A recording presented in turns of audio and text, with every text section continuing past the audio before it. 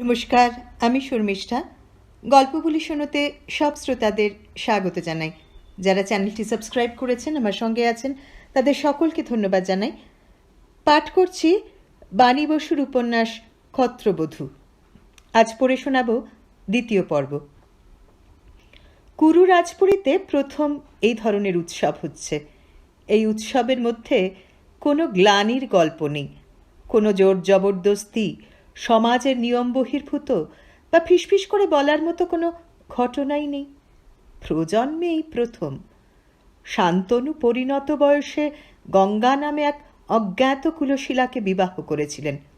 প্রজাদের ছলনা করেছিলেন গঙ্গাকে দেবী বলে। তার দ্বিতীয় স্ত্রী কালিন্দী, অনার্য কন্যা। তার সঙ্গে শান্তনুর বিয়ে অসামাজিক তো বটেই, মেনে নিতে সবারই কষ্ট হয়েছিল। এগুলিতে তেমন কোনো উৎসব হয়নি। কাশীর 3 রাজকুমারীকে দেবব্রত হরণ করে এনেছিলেন। বড়জন অম্বাকে নিয়ে একটা বিশ্রী জটিলতার সৃষ্টি হয়। সে বিবাহ খুব একটা স্বস্তির ছিল না। পাত্রের ওপর তো কারো কোনো ভরসা ছিল না, আর পাত্রী কন্যাহরণের 2 নায়িকা, তাঁরা যে কিভাবে নেবেন এই রাজপুরী ও তার সদর অন্দরকে, এ নিয়ে সবারই খুব সংশয় ছিল। ধৃতরাষ্ট্রের বিবাহ একে দূরদেশ থেকে রাজকন্যা এনে বিবাহ, তাই আবার তাতে প্রচ্ছন্ন একটা জবরদস্তির ভূমিকাও ছিল। তার উপর আবার গান্ধার রাজকুমারী চোখে বস্ত্রখণ্ড বেঁধে এলেন।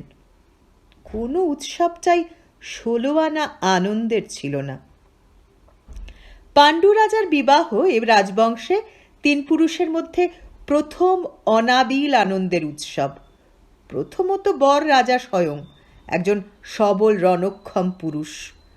সারা রাজ্যের লোক তার মুখ চেয়ে থাকে, ভরসা করে। দ্বিতীয়ত এ একেবারেই শাস্ত্রের অনুমোদন প্রাপ্ত প্রথাসিদ্ধ বিবাহ। কুন্তিভোজ রাজার মেয়ে পৃথার স্বয়ংবর সভায় বিধি অনুযায়ী নিমন্ত্রিত হয়ে গিয়েছিলেন পাণ্ডুরাজ স্বয়ং। কন্যা তার গলাতেই মালা দিয়েছে।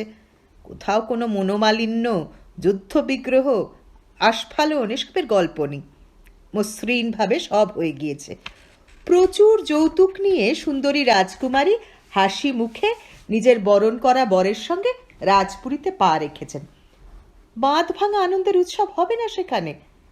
এই উৎসব মত্ততা, বাঁধ ভাঙা আমোদ প্রমোদের বহর গান্ধারীর চেতনায় ঘা দেয়। অন্দরমহলটি যেন আত্মহারা হয়ে গিয়েছে। কোথায় গেলি রে বাসন্তিকা? আরে ফুলের মালাগুলো গাঁথার ভার পড়েছে, আমার কি আর সময় আছে রে? 20টা মালাকে মেয়েকে মালা গাঁথতে বসিয়েছি। চন্দন বাটিয়েছিস? কম পড়েছে, আরও অনেক বাটতে হবে। ফুলমালাগুলো আসছে আর লোপাট হয়ে যাচ্ছে। সমক সরজিতের মতো কিশোররাও ফুলমালা নিয়ে সব টানাটানি করছে। সব্বাইকার জুথিই চাই, সুগন্ধ তো। আর কামিনী সকাল হলেই স্নান। ক্ষীরে রূপমতি, তুই যে বড় এখনো আলতা পড়লি না। আর বলিস না, খুমারিগুলো সব ধরেছে, তাদের চুল বেঁধে দিতে হবে। ক্লান্ত হয়ে গিয়েছি আমি। এখন তুই যদি আমাকে একটু পরিয়ে দিস আলতাটা। এই রকম অর্থহীন গোলমাল মহলের পর মহল জুড়ে। গান্ধারীর দাসীরা তাকে সাজিয়ে দিয়ে সব চলে গিয়েছে। সে অনেকক্ষণ নিচের ঘরে বসে থাকে, তারপর আর স্থির থাকতে পারে না। গান্ধার থেকে আসা তার খাস দাসীকে ডাকে, তার সঙ্গে পরিক্রমা করে সব মহলগুলো। ফুলের আরও নানা সুরভিসার আর চন্দনের গন্ধে বাতাস ভারী হয়ে আসছে। গান্ধারীর আবরণে বসে আছে তরুণী অনঞ্জনা। তারও ইচ্ছে হয় হাসতে হাসতে এদের সঙ্গে ছুটে বেড়ায়, খুলে ফেলে কবরীর মালা, আরও 1 দফা টাটকা মালা জড়ায়। কিন্তু তার হওয়ার উপায় নেই। সে এখন বড় রাজকুমারের পত্নী, বড় রানী। তার মর্যাদাই এখন আলাদা। তার উপরে তার বাঁধা চোখ, সেধে নেওয়া অন্ধত্ব, যা তাকে বয়স্ক করেছে, সুদূর করেছে। সবার উপরে আছে ভারী ভুরি গয়নার মতো ভারী ভুরি বিশেষণ, মহাসতী, ধর্মপ্রাণা। গান্ধারী দাসীকে জিজ্ঞেস করে, বলে, নতুন বউ দেখেছিস? দেখেছি বই কি, যখন রথ থেকে নামলো বরণ হলো তখনই দেখেছি। সুসজ্জিতা বধূ এ মহল থেকে ও মহলে যাচ্ছে তখনও একবার টুক করে দেখে নিয়েছি। কেমন দেখলি আমাকে একটু বল। দাসী বলে, তোমার গায়ের রং যদি হয় তুষার ধবল, তাহলে এ বধূর গাত্রবর্ণ বিকচ কুসুমের মতো, একটা সজল সজীব রক্তাভ শ্বেত। সজল সজীব, গান্ধারী বলে ওঠে, আর আমি বুঝি শুকনো মরা? আরে ছি ছি, আমি কি তাই বলেছি নাকি? তোমার ধরনটা একরকম, এর ধরনটা আরেক রকম। গান্ধারীর মনে পড়ে তার স্বামী বলেছিলেন, তুমি তুষার শৈলের মতো সুন্দর, তবে উষ্ণতা কই? মনটা খিঁচড়ে গিয়েছে। তবু সে দাসীকে বলে, কি হলো, থামলি কেন? না, চোখ মুখ নাকের অত খুঁটিনাটি আমি বলতে পারবো না রাজকুমারী, তবে হ্যাঁ, চোখে বেশ ভালো লাগলো, লাবণ্য আছে, গড়নটিও ভালো। দাসী আসলে শুরু করেছিল খুব উৎসাহ নিয়ে, এখন একটু অপ্রতিভ হয়ে গিয়েছে, একটু সতর্কও। বেশি বলতে গিয়ে আবার রাজকুমারীর মনে ঘা না দিয়ে ফেলে। তবে হ্যাঁ, তোমার মতো লম্বাই চওড়াই নেই, এ মেয়ে হলো গে প্রমাণ মাপের, বেশি দীর্ঘাঙ্গী নয়। কেন, দেখবে, দেখো না। শেষ কথাগুলো সে বলল ফিস ফিস করে। বলিস কি রে, আমি দেখব কি করে? আচ্ছা রাজকুমারী, আমার কাছে তোমার গোপনতা কিসের বলো তো? তুমি যখন স্নানে যাও বস্ত্রখণ্ডটি খুলে ফেলো না, চোখ মুখ ধুয়ে স্নান টান করে দুদণ্ড হাঁপ তো জিরো, তখন স্নান ঘরের বাতায়ন থেকে হস্তিনাপুর যেটুকু দেখা যায়, দেখেছ তো? এদিকেও তো একটা বাতায়ন আছে, যাত্রী ঢাকা, ওইখানে অলিন্দ দিয়ে যাতায়াত করে কতজন। আমি কোনো এক সময় কোণে বউকে এদিকে আনবো, সবুর করো না, স্নান ঘরের মধ্যে থেকে দেখে নেবে। সত্যি স্নানের সময়টা গান্ধারীর নিজের। তখন সে পট্টিকা খুলে ফেলে, চোখ নাক কপাল সব টিপে টিপে এতক্ষণের বাঁধনের ক্লান্তি দূর করে, স্নান সারে, সংলগ্ন ঘরে সারে প্রসাধন। যখন তার নতুন পট্টিকা বাঁধে তখন একান্ত দাসী ছাড়া আর কেউ থাকে না। তক্ষুনি অবশ্য দেখা সম্ভব হলো না, কেননা প্রচুর ভিড় সব সময়। নতুন বউকে এক গাদা পুরস্ত্রী ঘিরে রয়েছে। বরং গান্ধারীর কাছেই একদিন তাকে সাক্ষাৎ করতে নিয়ে আসা হলো। গান্ধারী সাজসজ্জা করে বসেছিল। আজ তার অঙ্গে চম্পক বর্ণের নিচল, সবুজ কাঁচুলি, সাদা ওড়নায় অঙ্গ ঢেকে সে বসেছিল। পৃথা কুন্তিকে নিয়ে কয়েকজন ঢুকল। একটা চাপা কোলাহল আর তীব্র মিশ্র অঙ্গরাগের সঙ্গে সে বুঝতে পেরেছিল নতুন বউ ঘরে ঢুকেছে। চোখ নিমিলিত করলে সে পট্টিকার ফাঁক দিয়ে হর্মতল দেখতে পায়। দেখল দুটি রক্তাভ চরণের ছাঁদ, তার উপর লহরী তুলছে নীল নিচল। নূপুরের চেহারাও দেখতে পেল একটু একটু। সিঞ্জন তো শুনলই। দিদি, আমি পৃথা, এসেছি। মেয়েটি প্রণত হলো, তার মাথায় হাত রাখল গান্ধারী, বলল, আয়ুষ্মতী হও, বীর প্রসবিনী হও। সেই সঙ্গে উপস্থিত মেয়েদের দলের দিকে চেয়ে বলল, পৃথার সঙ্গে আমি একান্তে আলাপ করব, তোমরা এখন যেতে পারো। দুজনে একলা হতেই পৃথা বলল, দিদি, এখানে তো আর কেউ নেই, তোমার চোখের পট্টিকা খোলো না, এভাবে কি আর কথা হয়? জিভ কাটল গান্ধারী, বলল, কি বলছো কুন্তি, তাও কি হয়? এ যে আমার প্রতিজ্ঞা। কি ভয়ানক প্রতিজ্ঞাই না করেছিলে দিদি। আমি তো এসে থেকে তোমার মহিমা গান শুনছি আর ভাবছি, এতটা আত্মত্যাগ কি মানুষের সম্ভব? শুনেছি তোমার চোখ দুটিও বিশেষ, শুনেছি অতুলনীয় সে নীলনয়নের শোভা। তুমি কোথা থেকে শুনলে পৃথা?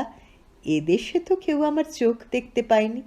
দেখেছে, পৃথা গলা নামিয়ে বলল, তা তো ভীষ্ম দেখেছেন, তার সঙ্গে যেসব রক্ষীরা গিয়েছিল তারা দেখেছে, তা থেকেই এই প্রাসাদে রটে গিয়েছে।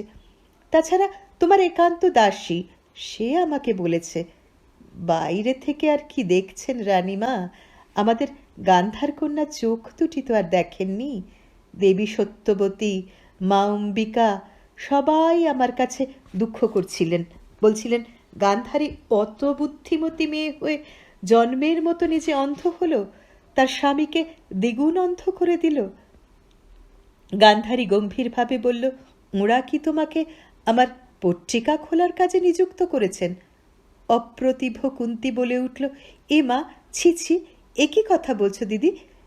গান্ধারী মুখে সামান্য হাসি টেনে এনে বলল, না, যেভাবে এসে অবধি আর কোনো কথা নয় এই পত্রিকা প্রসঙ্গ নিয়ে পড়ে রয়েছ, তা যদি বলো দিদি, এ প্রসঙ্গে আলোচনার মতো বিস্ময়ের বস্তু আর কী বা আছে? কে কবে শুনেছে বলো, স্বামী অন্ধ শুনেই কোনো চক্ষুষ্মতি নিজের চোখ দুটি বেঁধে নিল? তাকে তো স্বামীর পাশে দাঁড়াতে হবে, চারপাশে নজর রাখতে হবে। চোখ ছাড়া তা কি করে সম্ভব বলো তো? তুমি কি আমাকে ভর্ৎসনা করছো কুন্তী? কখনোই না দিদি। আমি বোধহয় উৎকণ্ঠায় আমার সীমা লঙ্ঘন করে ফেলেছি, মার্জনা করো আমায়। এই রাজপ্রাসাদে কত অনুকূল প্রতিকূল স্রোত, আমরা বহিরাগত। নিজেদের মধ্যে একটু অকপটে কথা না বলে নিলে টিকব কি করে? ঠিক আছে পৃথা, আমি কিছু মনে করিনি। তুমি যে আমাকে আপন ভেবে এত কথা বললে তাও আমি বুঝতে পেরেছি। তবে তোমাকেও আমি বলে রাখছি, যদি সত্যিকারের সতী হও, তোমার জীবনেও হয়তো এমন দিন আসতে পারে যেদিন স্বামীর জন্য তোমাকে দৃষ্টান্তমূলক আত্মত্যাগ করতে হবে। কুন্তী আস্তে আস্তে বলল, আমি ক্ষত্রকন্যা, ক্ষত্রবধূ, সব কিছুর জন্য প্রস্তুত আছি দিদি, কিন্তু সারা জীবন দিয়ে যে তাকে এ কথার মূল্য চোকাতে হবে সে তখনও বুঝতে পারেনি। কুন্তীভোজের রাজসংসারে বালিকাকাল থেকে পৃথার উপর অন্দর পরিচালনার ভার এসে পড়েছিল। বয়সের তুলনায় তার অভিজ্ঞতাও বেশি, কাণ্ডজ্ঞানও পরিপক্ক। যে মুহূর্তে কুরুপ্রাসাদে তার পদার্পণ ঘটল, সঙ্গে সঙ্গে তার সেই স্বাভাবিক পরিপক্কতা কাজ করতে আরম্ভ করে দিয়েছিল। তার বাপের বাড়ির তুলনায় এ রাজপ্রাসাদ আরও অনেক বড়, অনেক জটিল তো বটেই। সে ছিল পিতার একমাত্র সন্তান, তাও আবার দত্তক সন্তান। কন্যা হয়েও পুরুষ পৃথিবীর অনেক আটঘাট তাকে জানতে হয়েছিল। এরা তিন ভাই, জ্যেষ্ঠ অন্ধ বলে সিংহাসন পাননি, মেজ পেয়েছেন। প্রথম খটকা, এদের দুজনের মধ্যে কি সদ্ভাব বজায় আছে? তৃতীয় ভাই নাকি দাসী পুত্র, প্রাসাদের বাইরে থাকেন, মন্ত্রীর মতো কাজকর্ম করেন, কিন্তু তার বাড়িতে গিয়ে সে দেখেছে বিলাস ব্যসনের চিহ্নমাত্র সেখানে নেই। অতি সাধারণ জনের মতো ঘরদুয়ার, কিন্তু কেন? এই তার দ্বিতীয় খটকা। জ্যেষ্ঠ ধৃতরাষ্ট্রের বধূ এসেছে সুদূর গান্ধার দেশ থেকে, ঘরে ঢুকলেন না, স্বামীকে দেখলেন না, পরিচয় তো দূরের কথা, তার আগেই চোখ দুটি বেঁধে নিলেন। একবার নিজের স্বামীকেও চাক্ষুষ করার ইচ্ছা পর্যন্ত হলো না। আশ্চর্য! যে কোনো বুদ্ধিমতী মেয়ে, বিশেষ করে রাজার মেয়ে হলে জানবে যে অন্ধ মানুষের প্রচুর বিপদ। স্বামী অন্ধ হলে স্ত্রীকে রীতিমতো চক্ষুষ্মতি হতে হবে। রাজপ্রাসাদে তো কত রকম ষড়যন্ত্র হয়। যদি কেউ তার স্বামীর ক্ষতি করতে চায়, কি করে আটকাবে সে? এই হলো তার তৃতীয় খটকা। এদের পিতামহী কালো, বোধহয় অনার্য কন্যা, প্রখর ব্যক্তিত্বময়ী, তুলনায় তার শাশুড়িরা বরং পুতুলের মতো, কোনো ব্যক্তিত্বই নেই। কিন্তু এরকম কেন? এটা তার চতুর্থ খটকা। আর পঞ্চম খটকা, তার স্বামী। তাকে অনেক ভালোবাসার কথা বলেন, কিন্তু হায়, কথা বলতে বলতেই রাত কেটে যায়। রাজপ্রাসাদের কিছু কিছু জটিলতার কথা সে তার কাছ থেকেই শুনেছে। শুধু কথা, কথা, কথা। তোমার হাত পা নেই স্বামী, তোমার কামনা নেই? নবযৌবনমতী প্রেমময়ী স্ত্রীকে একান্ত কাছে পেয়েও খালি বাক্য, বাক্যের পর সাজানো বাক্য কেবল। কিন্তু পৃথা তার স্বামীকে ভালোবাসে। এখন সে বুঝতে পারছে পাণ্ডুরতা এর একটি জন্মগত ত্রুটি বটে। প্রথমটা সে ধাক্কা খেয়েছিল, তারপর নিজেকে প্রাণপণে বুঝিয়েছে। পাণ্ডুরতা বাদে পাণ্ডু কিন্তু সত্যিই সুপুরুষ, আর রূপের চেয়েও সুন্দর তার স্বভাব। তিনি পৃথাকে এত সম্মান, এত ভালোবাসা ও মুগ্ধতা দিয়েছেন যে পৃথা অভিভূত হয়ে গিয়েছে। পাণ্ডু তাদের প্রথম রজনীতেই তার মুখচুম্বন করে বলেছিলেন, তুমি আমার দেখা শ্রেষ্ঠ রূপসী কুন্তী, আর তোমার গুণগুলি তোমার রূপ থেকে চারিদিকে বিকিরিত হয়। তোমাকে বধূ হিসেবে পেয়ে নিজেকে আমি ভাগ্যবান গণ্য করি। পৃথা বলেছিল, আপনি আর কত রূপসী দেখেছেন মহারাজ, যে তুলনা করছেন? আর এই কদিনের মধ্যে এমন কি গুণই বা টের পেলেন? কি বলছো তুমি কুন্তী? আমার প্রাসাদেই তো শয় শয় রূপসীর মেলা। আমার পিতামহী তো একজন অতুলনীয় রূপসী। আমার দাদা ধৃতরাষ্ট্রের পত্নী যখন চলাফেরা করেন, তার ব্যক্তিত্ব থেকেও রূপ ছলকায়। যতই তিনি চোখ বেঁধে রাখুন। তা যদি বলেন মহারাজ, আপনার পিতামহী সত্যি সত্যিই অপরূপা। কি ব্যক্তিত্ব, কি মহিমা! ওর সঙ্গে বোধহয় কারো তুলনাই চলে না। ঠিক বলেছ তুমি কুন্তী, কিন্তু আমার পত্নী হিসেবে আমি পিতামহীর মতো রূপসী, গান্ধারীর মতো গরীয়সী চাইনি।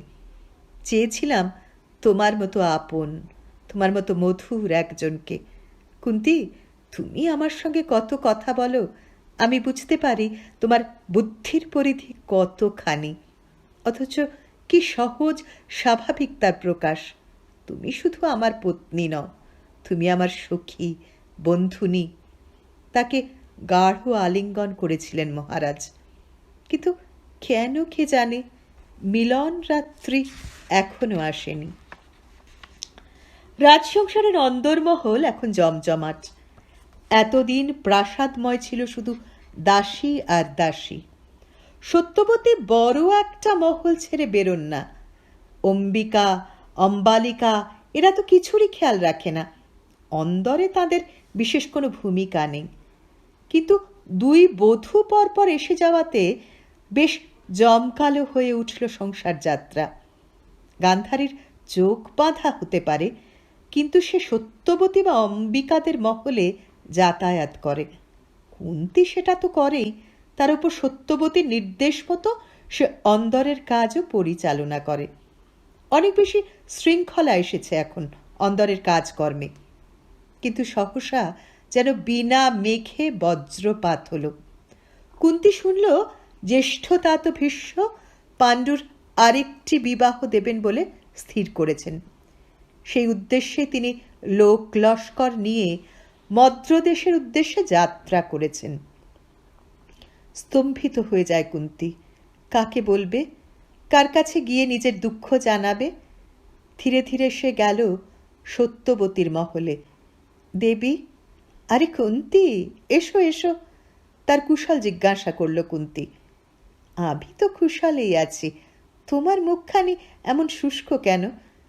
কুন্তী আর অশ্রু সংবরণ করতে পারল না। বলল, দেবী, আমার বিবাহ হয়েছে কদিনই বা। শুনছি আপনারা আমার একটি শপথ নিয়ে আনছেন। সত্যবতী তার মাথায় হাত রাখলেন, বললেন, কেঁদো না মা, রাজার ঘরে এ জিনিস সইতে হয়। আমি নই, কুমার দেবব্রত চান যত তাড়াতাড়ি পারেন কুরুবংশ বৃদ্ধি করতে। সেই সঙ্গে উনি চান কুটুম্ব অর্থাৎ রাজনৈতিক বন্ধু বাড়াতে। পাণ্ডু খুব বিবেচক ছেলে, তার মন নরম, সে তোমাকে কখনো কষ্ট দেবে না। কিন্তু কই, জ্যেষ্ঠের বেলায় তো আপনারা দ্বিতীয় বিবাহের কথা চিন্তা করেননি। জ্যেষ্ঠর মতো জন্মান্ধর জন্য যে একটি বধূ পাওয়া গিয়েছে, সেই অনেক কুন্তী। তাছাড়া তোমাকে বলছি কুন্তী, কথাটা তুমি গোপন রাখবে। আমার কেমন মনে হয় ভীষ্ম শুধু পাণ্ডুরই বংশবৃদ্ধি চান, এবং তা খুব দ্রুত। একজন উত্তরাধিকারীর জন্য তার তর যেন আর সইছে না। রীতিমতো অধৈর্য হয়ে পড়েছেন তিনি, বুঝলে? কুন্তী মাথা নিচু করে বসে রইল। সত্যবতী বললেন, বলো কুন্তী, তুমিও তো রাজার মেয়ে, রাজবধূ হয়েছ, বুঝলে তুমি? কুন্তী ধীরে ধীরে বলল, জ্যেষ্ঠতা তো মহারাজের পুত্রকেই সিংহাসনে বসাতে চান। তারপর একটু ইতস্তত করে বলল, কিন্তু কেন দেবী? কেন কুন্তী? তোমার রাজমাতা হতে স্বাদ যায় না? অতদূর এখনো ভাবিনি দেবী। আর গান্ধার কন্যারও তো সে স্বাদ জাগতে পারে, তাতে দোষ কি? সত্যবতী বললেন, জানি না কুন্তী, কিন্তু শান্তনুপুত্র অনেক দূর পর্যন্ত দেখতে পান, আর সেই মতোই তিনি কাজ করেন। সত্যবতীর মহল থেকে ধীর পায়ে বেরিয়ে এলো কুন্তী। এই প্রাসাদে সত্যবতীকেই তার সবচেয়ে স্বাভাবিক, সবচেয়ে বুদ্ধিমতী মনে হয়। তিনি যখন বুঝলেন না, আর কারোই বোঝার আশা নেই। পাষাণে গড়াই প্রাসাদের হৃদয় পাষাণ। এখানে খালি বীরত্ব, প্রতিজ্ঞা, সতীত্ব, উর্বরতা, এইসব গুণের দাম। মানুষের স্বাভাবিক বুদ্ধি, কাণ্ডজ্ঞান, হৃদয়বৃত্তি, আবেগ, এসবের কোনো দাম এখানে নেই। কুন্তী প্রাণপণে তার মহলের পরিচর্যা করে। রাজার খাওয়া, পরা, বিশ্রাম বিধানের জন্য যা যা করা দরকার সব করে, নিখুঁত করে করে। তারপরেও প্রাসাদের অন্তর্মহলে সর্বত্র যে গৃহিণীত্বের অভাব আছে তা পূরণ করার যথাসাধ্য চেষ্টা করে। সতর্ক থাকতে হয় গান্ধারী কিছু মনে না করে, যেন শাশুড়িদয় বিরক্ত না হন। সত্যবতী তার কাজকর্মগুলোকে অনধিকার চর্চা বলে মনে না করেন। অথচ এইসব যত্ন, চেষ্টা, এসবের যোগফল শূন্য। আর এখন এবারের জ্যেষ্ঠরা রাজা পাণ্ডুর দ্বিতীয় পত্নীর সন্ধানে গিয়েছেন। আচ্ছা, মহারাজ কি একবারও এমন ইচ্ছে প্রকাশ করেছিলেন? না, হতে পারে না। কুন্তী স্বপ্ন দেখা সরলমতি বালিকা নয়, সে বুঝবে না যে মহারাজ তাকে নিয়ে সম্পূর্ণ সুখী। কথাটা মনে জাগা মাত্র কে যেন তাকে বলল, ভেবে দেখো কুন্তী, ঠিক বলছ তো। রাজা অবশ্য তাকে প্রশংসায়, আদরে, সমাদরে ভরিয়ে দিয়েছেন, কিন্তু সে হয়তো তিনি আপাদমস্তক ভদ্র বলে, ছোটবেলা থেকে এমনটাই শিক্ষা পেয়েছেন বলে। মেয়েদের সঙ্গে এই রকম ব্যবহারই করতে হয় এ কথা জানেন বলে। এইসব সংশয় নিয়ে ছটফট করতে লাগলো কুন্তী। অনেকক্ষণ পর মনে হলো, হ্যাঁ, রাজা তার রূপগুণ নিয়ে সুখী ঠিকই, কিন্তু তৃপ্ত কি? নারীর সেই আকর্ষণ যা একজন পুরুষকে তার কাছে টেনে আনে, সেই আকর্ষণ বোধহয় তার নেই। না হলে এতদিনেও সে কেন কুমারী? কোথায় থাকে সেই আকর্ষণ? কুন্তী নিজেকে রৌপ্য দর্পণে দেখে ভালো করে। এত সুন্দর লাবণ্যপ্রভ তরুণী মুখ, তার আকর্ষণ নেই? এই সুগোল নিটোল বাহুযুগল পদদ্বয়, এই ক্ষীণকটি, তার বিকচ বক্ষ, এসবের কোনো আকর্ষণ নেই? হায় রে, সে নিজের মূল্য বুঝতে এতটা ভুল করল। হায় কুন্তী, নরনারীর নর্মক্রিয়ার জগতে তোমার কানাকড়িও মূল্য নেই। আর তাই হয়তো ভীষ্ম দ্বিতীয়া সুন্দরী খুঁজতে মদ্রদেশে গিয়েছেন। নিশ্চয়ই ঠারে ঠোরে পাণ্ডুরাজ তাকে জানতে দিয়েছেন তিনি দ্বিতীয়া চান। সন্ধ্যা রাত্রিতে মিশছে। মহলের উপান্তে পদশব্দ শোনা গেল। পাণ্ডু আসছেন। কুন্তীর মুখে রক্তোচ্ছ্বাস। আজ সে জিজ্ঞেস করতে যাচ্ছে সে ঠিক কী অপরাধ করেছে, কোথায় তার ত্রুটি। এ প্রশ্ন করা খুব কঠিন, বিশেষ করে তার মতো আত্মমর্যাদা সম্পন্ন মেয়ের পক্ষে। কিন্তু আর তো কোনো উপায়ও নেই। রান্নামহল থেকে এসে পৌঁছল রাজার রাত্রির খাবার। কুন্তী সযত্নে সব কিছু সাজিয়ে দিল। পাণ্ডু হৃষ্টমুখে বললেন, কুন্তী, যেদিন থেকে তুমি এসেছ আমি যেন ভোজনে অতিরিক্ত স্বাদ পাচ্ছি। গোপন কথাটি বলো তো, তুমি কি ভোজরাজ্য থেকে কিছু ইন্দ্রজাল আমদানি করলে? এরকম কথা শুনলে অন্য কোনো দিন হলে সে ঠিকঠাক মানানসই জবাব দিত, কিন্তু আজ কুন্তীর মুখে হাসি ফুটল না। সে মুখ নিচু করে বলল, মহারাজ, আমি নিতান্ত গুণহীন সাধারণ মেয়ে, আমার সাধ্য কি আপনাকে তৃপ্তি দিই? পাণ্ডুর হাত সোনার থালার উপর থমকে গেল। কুন্তী মনে মনে জিভ কাটল। খাওয়া শেষ হওয়ার আগে রাজাকে এসব কথা বলা ঠিক হয়নি। মনটা কেমন অসাড় হয়ে আছে, তা সত্ত্বেও চেষ্টা করে বলল সে। বলল, আজকে ফলান্ন আমি রান্না করেছি মহারাজ, কেমন লাগে একবার দেখুন। বাহ! অন্যমনস্কভাবে কেমন বললেন রাজা। তারপর আবার ভোজ্য বস্তুতে তিনি হাত রাখলেন। এই পলান্ন আপনার ভালো লাগছে তো মহারাজ? কুন্তী বললেন, ও হ্যাঁ, পলান্ন খুবই রুচিকর হয়েছে, কিন্তু কুন্তী, কি যেন বলছিলে তুমি? না না, ও কিছু নয়। খাওয়ার সময় শিথিল বা প্রগল্ভ কথায় কান দিতে নেই মহারাজ। পাণ্ডু অন্য মনে খাওয়া শেষ করলেন। তারপর বিষণ্ণ মুখে কুন্তীর দিকে চেয়ে বললেন, কেনই বা নিজেকে হঠাৎ গুণহীন বলে দুঃখ করলে প্রিয়ে? কেনই বা এত অসামান্য হয়েও সাধারণই বললে নিজেকে? কুন্তী, আমি রাজপুত্র হলেও বোধহয় একটু নির্বোধ। আমাকে একটু বুঝিয়ে বলবে একবার? এবার কি বলবে কুন্তী? বলবে, মহারাজ, আজ পর্যন্ত কেন আপনি আমাকে পত্নী বলে গ্রহণ করেননি? এই কথা কোনো ভদ্ররমণী বলতে পারে? সহসা মাথার মধ্যে বিদ্যুৎ চমক। কুন্তী ঝাপসা গলায় বললেন, না হলে কেন আপনার দ্বিতীয় বিবাহের প্রয়োজন হয় মহারাজ, তাও আবার এত তাড়াতাড়ি? তোমার কথার অর্থ আমি বুঝতে পারছি না প্রিয়ে। আপনার জ্যেষ্ঠতা তো আপনার দ্বিতীয় পত্নী আনতে মদ্রদেশে গিয়েছেন, আপনি জানেন না? চমকে উঠলেন পাণ্ডু। তার পাণ্ডুর চেহারার আড়ালে মুখটি একেবারে যেন বিবর্ণ হয়ে গেল। তিনি উঠে দাঁড়িয়ে বললেন, কি বলছো কুন্তী? এ কথা কি সত্যি? কেন, আপনি জানেন না? আমি কল্পনাও করতে পারি না প্রিয়ে, বিশ্বাস করো, আমি ছলনা করতে পারি না। সত্য বলছি, আমি এর বিন্দু বিসর্গ জানতাম না। আশ্চর্য, তা তো আমাকে একবার জিজ্ঞেস করার, একবার জানানোর প্রয়োজন পর্যন্ত মনে করলেন না। দেখছো কুন্তী, মাথায় রাজমুকুটি সার। আমি হস্তিনাপুরের রাজা নই, আজ্ঞাবহ মাত্র। আমার এমন ব্যক্তিত্ব পর্যন্ত নেই যে বিবাহের মতো গুরুত্বপূর্ণ বিষয়ে গুরুজনরা আমার মতামতের অপেক্ষা করেন। আমি এদের হাতে একটি পুতুল মাত্র।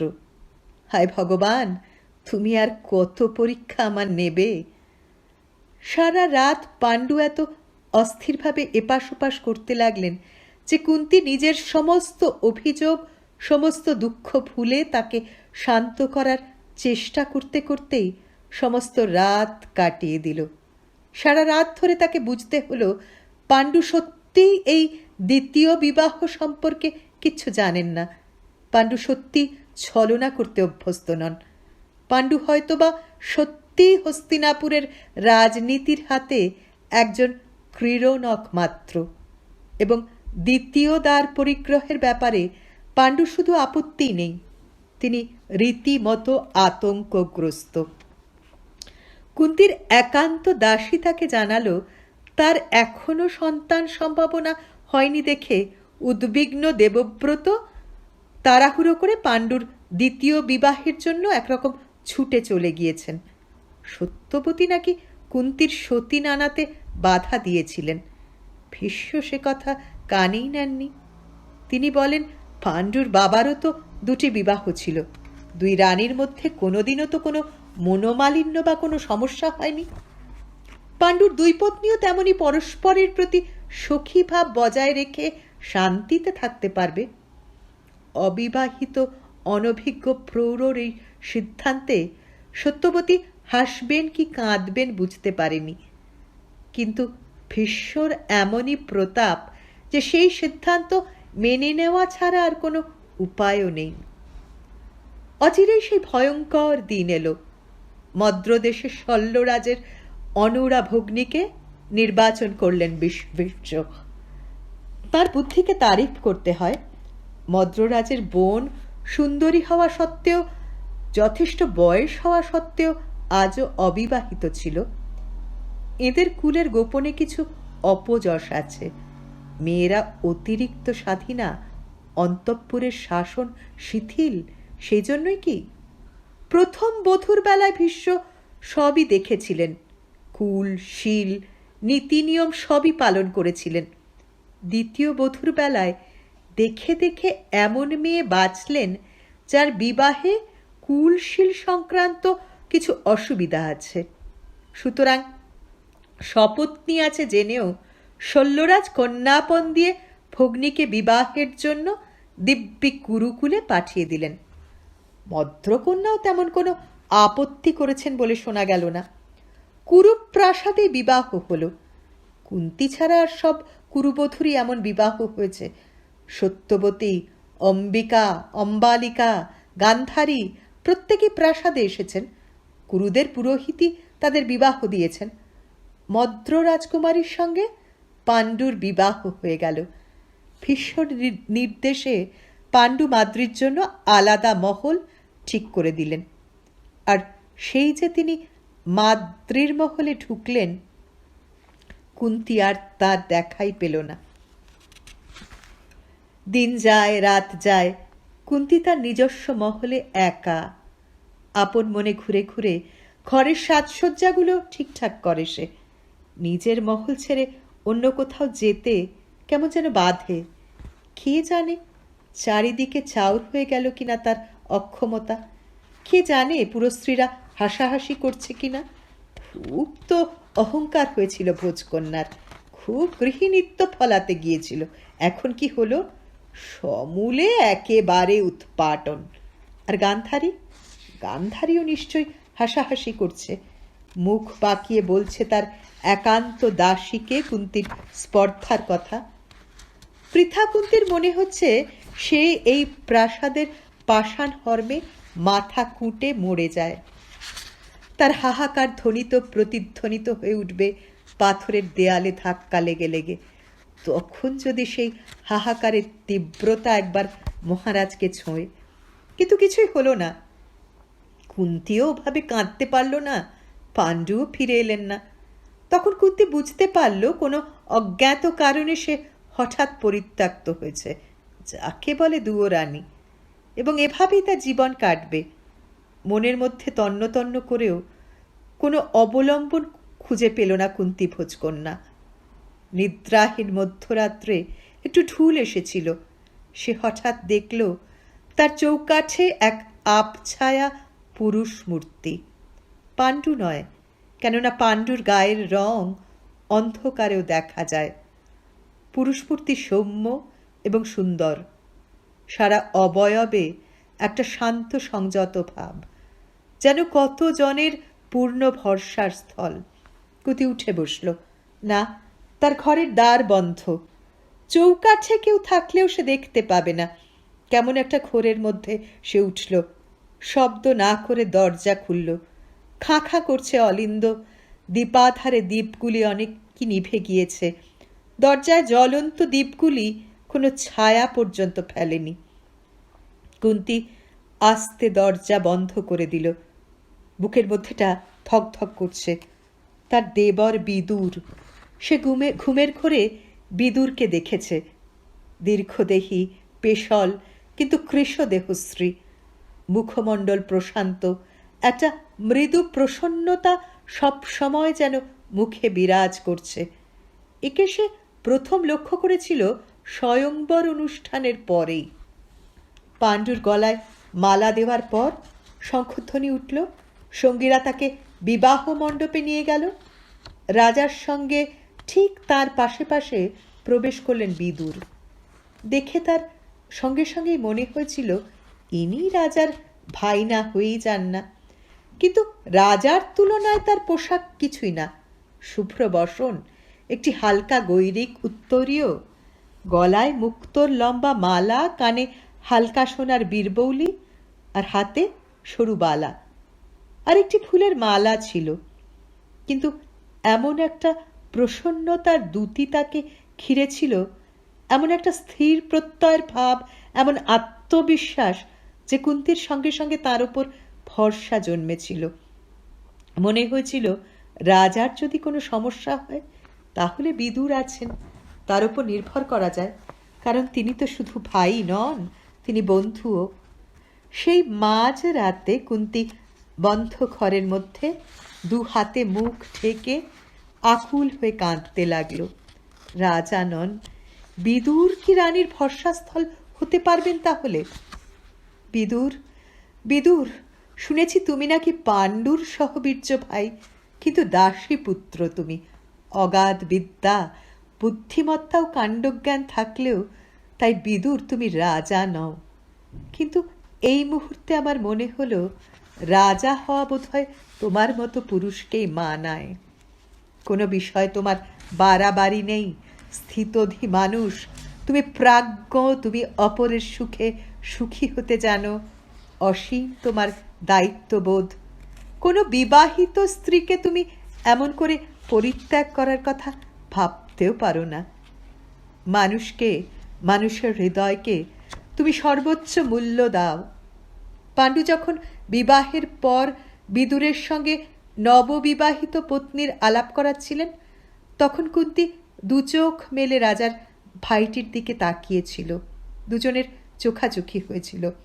কুন্তি অত্যন্ত বুদ্ধিমতী মেয়ে, সে সঙ্গে সঙ্গে বুঝে যায় বিদুরের তাকে খুবই পছন্দ হয়েছে। তার চোখে রীতিমতো মুগ্ধতা ছিল, আর ছিল খানিকটা নীরব মন জানাজানি। বিদুর যেন দু চোখ দিয়ে বলেছিলেন, আমি আপনার সত্যিকারের বন্ধু, বরাবর আপনার পাশে থাকব, আর আপনার মতো রানী পেয়ে আমরা ধন্য। পরের দিনও সারাদিন কেটে গেল। সন্ধ্যা হলো। কুন্তির মহল যেমন শূন্য তেমন শূন্যই রইল।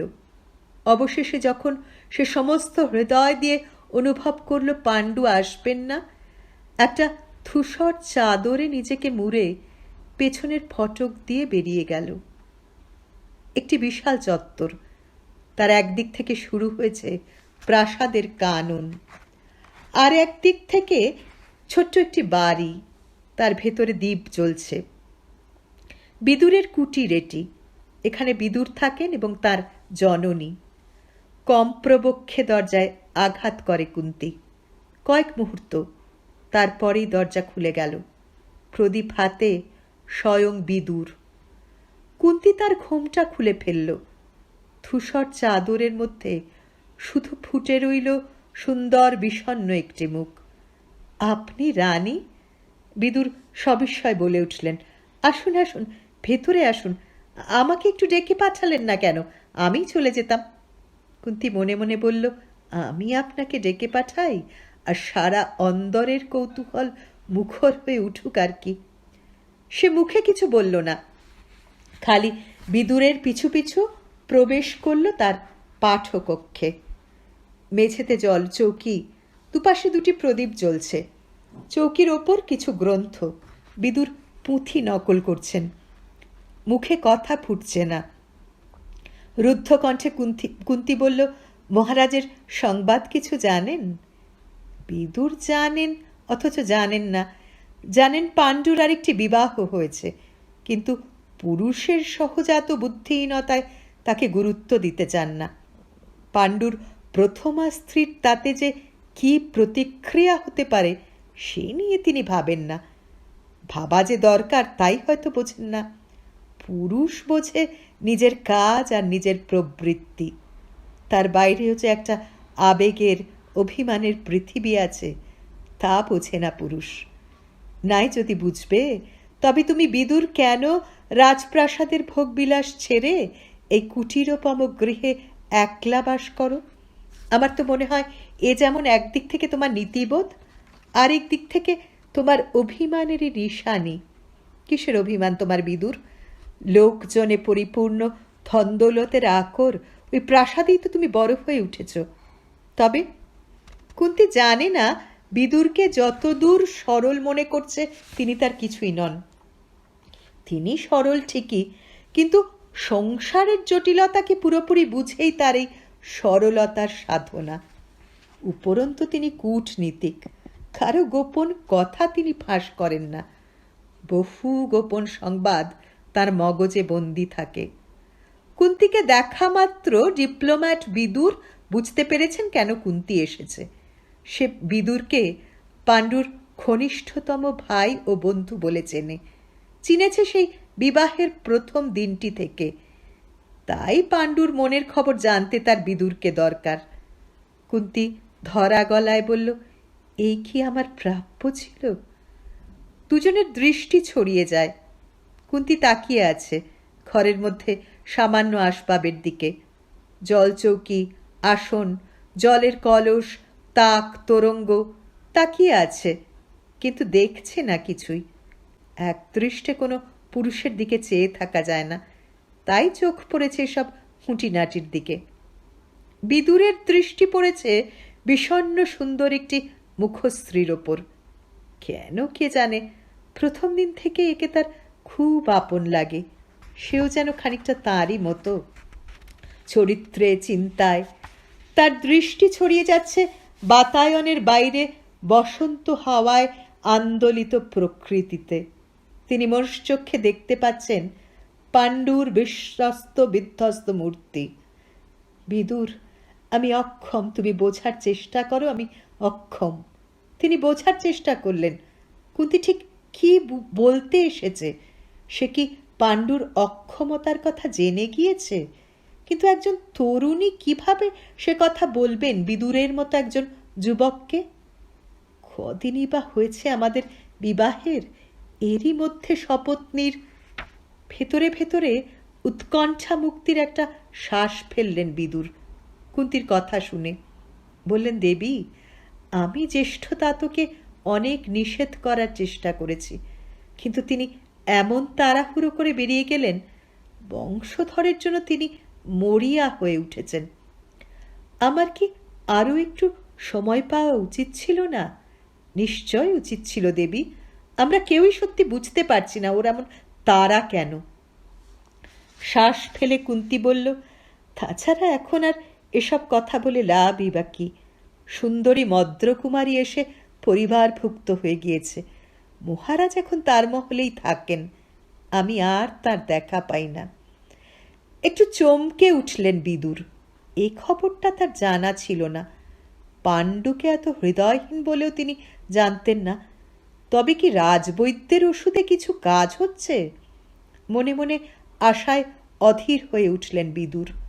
কুন্তি বলল, দেবর, আমার তো সময় কাটে না, কত হাহুতাশ করব। এত সত্ত্বেও অন্দরমহলের যেটুকু ব্যবস্থাপনার ভার নিয়েছিলাম করে যাওয়ার চেষ্টা করছি।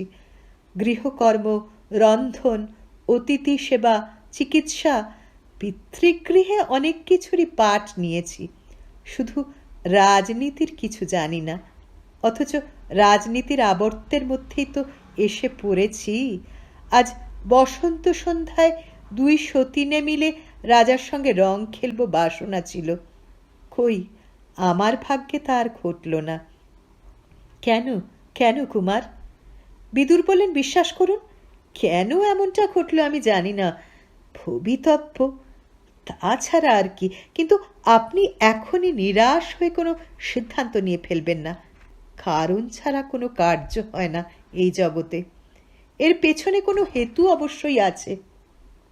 আপনি আমি এখনো জানি না, বুঝতেও পারছি না, কিন্তু অচিরেই অবস্থার পরিবর্তন ঘটবে দেবী, নিশ্চয়ই ঘটবে।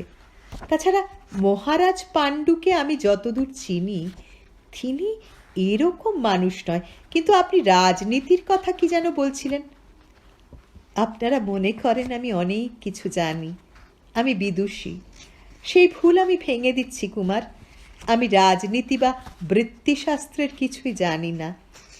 ধর্ম বা লোকাচার সম্পর্কেও আমার ধারণা খুব অস্পষ্ট। আপনি যদি একটু সাহায্য করতেন আমি কৃতার্থ হব, অভিবাদন করে বিদুর বললেন। আর রাত্রের অন্ধকারের মধ্যে ধূসর উত্তরিয়ে নিজেকে ঢেকে রহস্যময়ী নিশিথিনীর মতো অদৃশ্য হয়ে গেলেন পৃথা কুন্তী। একদিন যেমন গিয়েছিলেন ধৃতসত্য পাণ্ডু। রাজবাড়ির দিনগুলি কেমন একমুখী, শুধু শক্তি সামর্থ্যের, শুধু ক্ষমতা প্রাপ্তির খেলা। ধৃতরাষ্ট্রের দল তককে তককে থাকে কবে পাণ্ডুর মাথার পোকা নড়ে উঠবে, তিনি আবার যুদ্ধযাত্রায় বেরোবেন। পাণ্ডু না থাকলে ধৃতরাষ্ট্রকে মহারাজ বলে সম্বোধন করে তারা। মনে মনে ভাবে এই অন্থের রাজত্ব অক্ষয় হোক, আমরা যথেচ্ছাচার করি।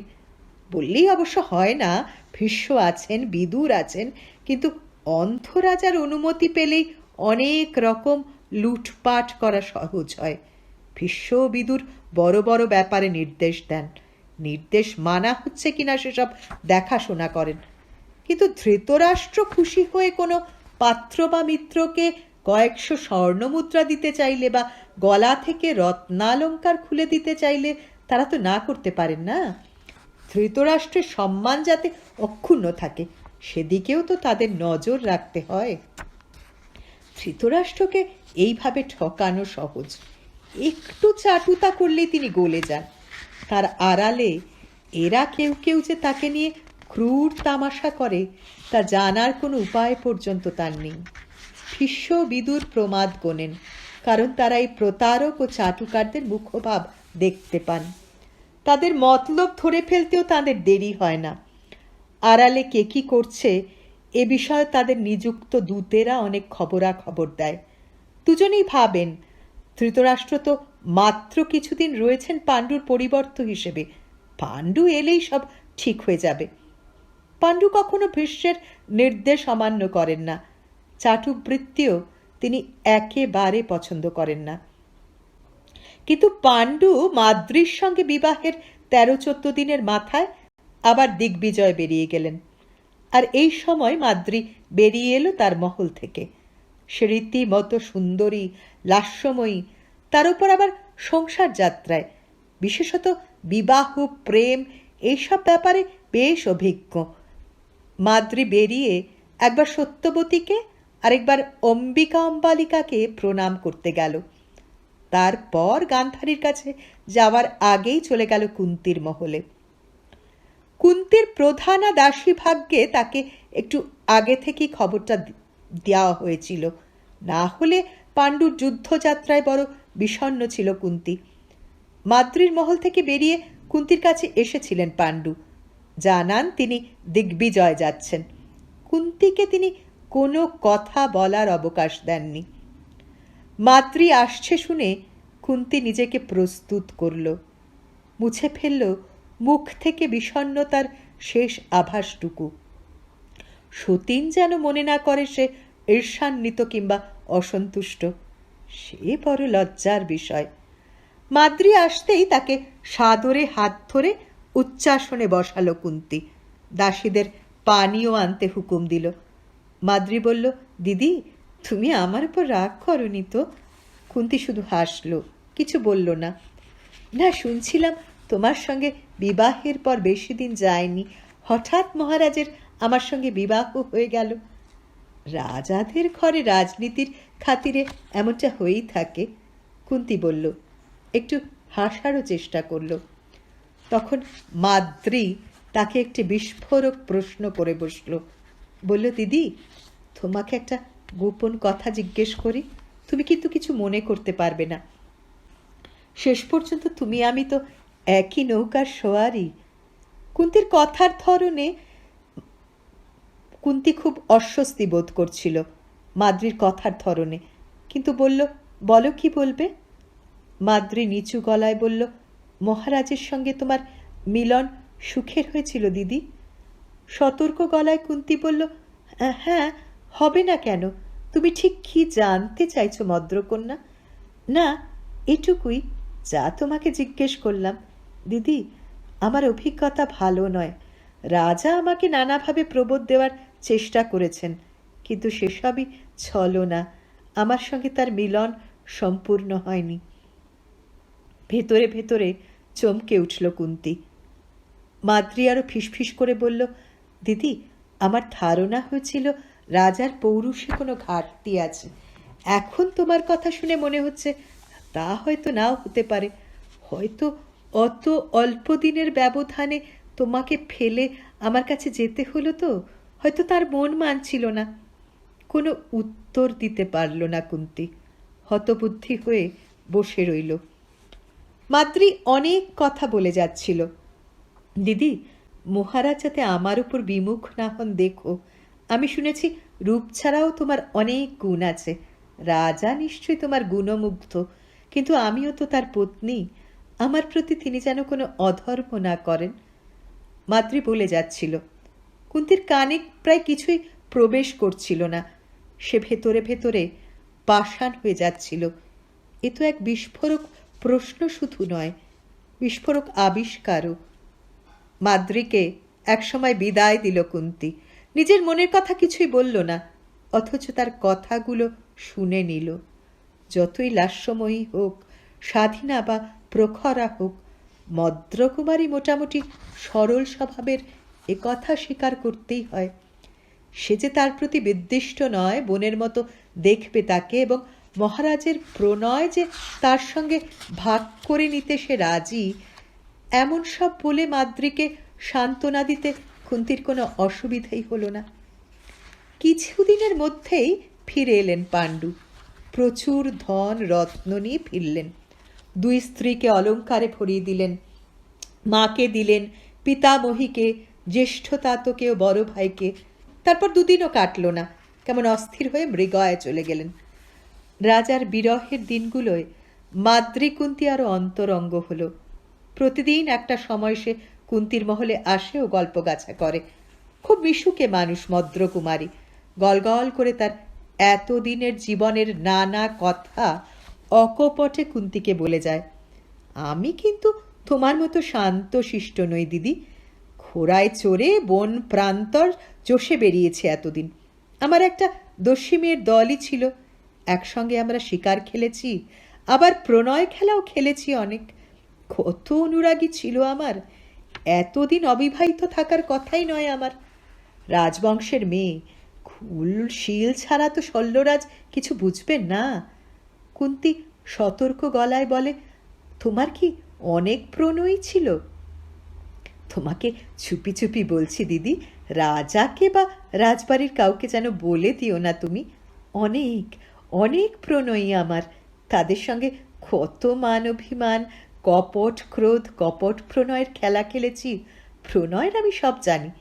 মহারাজকে বশ করতে আমার বেশি দিন লাগবে না দিদি, কিন্তু আমি তোমার সঙ্গে কখনো বিশ্বাসঘাতকতা করব না।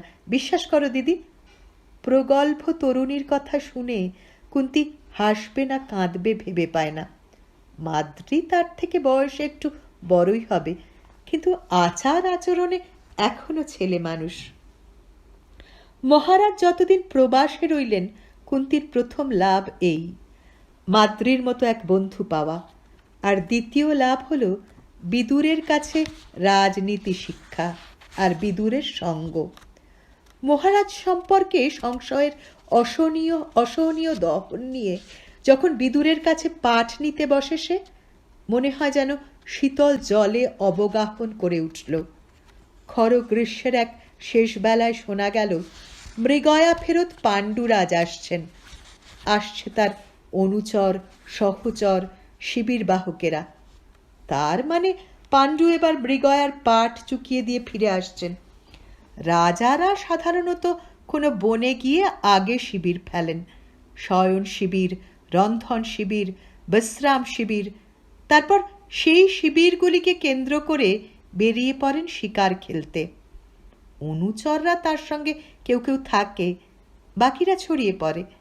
শিকার পড়লে তাদের কাজ সেটিকে তুলে আনা, তারপর যথাবিহিত ছাল ছাড়িয়ে পরিষ্কার করে রাঁধুনিদের হাতে সমর্পণ করা। সবাই উন্মুখ হয়ে আছেন। পুরুষেরা একটু এগিয়ে গিয়েছেন। রাজা বলে কথা। ধৃতরাষ্ট্রের মুখ শুকিয়ে গিয়েছে, বারে বারে তিনি জল খাচ্ছেন। মদ্রকুমারী প্রচুর সাজসজ্জা করে কুন্তির আলয়ে এসে বসে আছে। তার ধারণা রাজা প্রথমে এসে কুন্তির কাছে যাবেন, তখনই বেশ দেখা হয়ে যাবে। এতদিন পর রাজা ফিরলে কুন্তির যে রাজার সঙ্গে একটু নিভৃতালাপের প্রয়োজন থাকতে পারে, তা যেন মাদ্রি বুঝেও বোঝে না। ঠিক গুরুজনদের চরণ বন্দনা করে প্রাসাদবাসীদের কুশল নিয়ে রাজা কুন্তির আলয়ে এলেন। দুজনে সভয়ে দেখলেন রাজার যেন কালি মারা মুখ, দেহভঙ্গি যেন ভেঙে পড়েছে। তাড়াতাড়ি আসন এগিয়ে দেয় কুন্তি। মাদ্রি আনে পা ধোয়ার সুবাসিত জল আর অঙ্গমার্জনী। অন্দরে প্রস্তুত হয় শীতল পানীয়, ফলের থালি। রাজা এলিয়ে বসে থাকেন। কি হয়েছে মহারাজ, আপনাকে এমন দেখাচ্ছে কেন? মৃগয়ায় গিয়ে রাজার প্রতিদিনের কৃত্য তো এক নিয়মের থাকে না। বনে জঙ্গলে প্রাসাদের স্বাচ্ছন্দ্য কি করে পাওয়া যাবে? পরিশ্রমও আছে। অনেক সময় শিকারের পিছু পিছু বনবাদার ভেদ করে ঘোড়া ছোটাতে হয়, পায়ে হেঁটেও যেতে হয়। কিন্তু তবু এত ভেঙে পড়া চেহারা কেন মহারাজের? সর্বনাশ হয়ে গিয়েছে রানী। রাজার কথা তো নয়, যেন গোঙানি। কি হয়েছে মহারাজ বলুন। একজোড়া হরিণ দেখে তীর ছুঁড়েছিলাম রানী।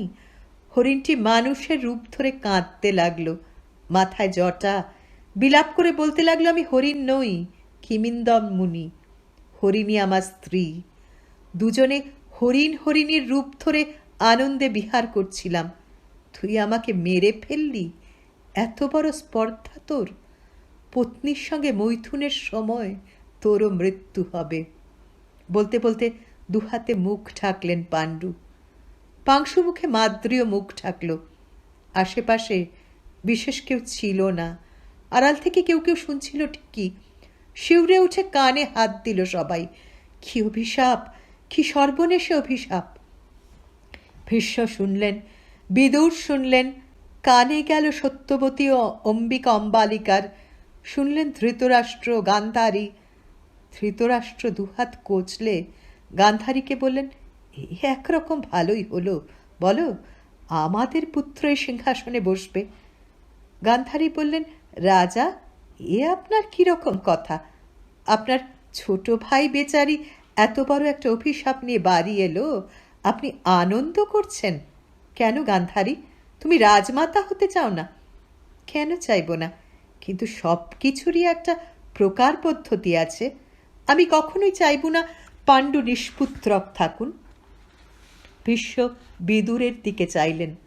বিদুর মুখ নিচু করে চেয়ে রইলেন।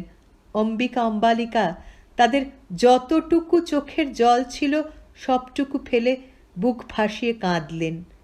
আর সত্যবতী ভাবলেন, ব্যাপারখানা কি? পাণ্ডু হঠাৎ গল্প ফাঁদতে বসল কেন? কি হলো ওর? যাকে যত বাজে কথা। আস্তে আস্তে এসব গল্প সবার স্মৃতি থেকে মুছে যাবে। কিন্তু ভুললেন না পাণ্ডু। বললেন, আমি বনবাসী হব, তপস্যা করব, প্রাসাদের বিলাস জীবন আর কাটাবো না। কুন্তি, আমাকে ক্ষমা করো, মাদ্রি আমাকে বিদায় দাও। দুজনে অনেক বোঝানোর চেষ্টা করলেন, কিন্তু পাণ্ডুর সেই এক কথা। বিদুরকে ডেকে পাঠানো হলো। রাজা হাহাকার করে উঠলেন, বললেন, বিদুর, এই অপুত্রক জীবন রেখে কি লাভ? আমার দুই গুণবতী পত্নীকেই বা আমি কি দিতে পারবো? বিদুর বুঝলেন রাজবৈদ্যের ওষুধে কিছুই কাজ হয়নি। রাজা বিব্রত, শোকার্ত। কি বলবেন তিনি? কি করে তাকে প্রবোধ দেবেন? তখন কুন্তি শান্তস্বরে বলল, মহারাজ যদি বনবাসী হন, আমি তাঁর সহধর্মিনী, আমিও বনবাসে যাব। মাদ্রি বলল, আমিও যাব, আমিও। সে কি, তোমরা রাজনন্দিনী আমি যদি থেকেও না থাকার মতো হয়ে থাকি, তবে তোমরা কি অপরাধে সুখ ভোগ থেকে বঞ্চিত হবে? কুন্তি বলল, সীতাও তো রাজনন্দিনী ছিলেন, রামের বনবাসে তিনিও তো সঙ্গিনী হয়েছিলেন মহারাজ। আমরা আপনার সহধর্মিনী, আপনার ধর্মই আমাদের ধর্ম। মদ্রকুমারী যদি থাকে থাক, আমি আপনার সঙ্গে বনগামিনী হব। বলা তো যায় না, অরণ্যে কত তপস্বী, কত মহানুভব আছেন, তাদের দয়ায় আপনার এ অভিশাপ তো কেটেও যেতে পারে। খালি ধৃতরাষ্ট্রের আনন্দের আর সীমা রইল না। শুনছিলেন উপন্যাস ক্ষত্রবধূ। আজ শুনলেন দ্বিতীয় পর্ব। কাল আবার ফিরব পরবর্তী পর্ব নিয়ে। সঙ্গে থাকুন। নমস্কার।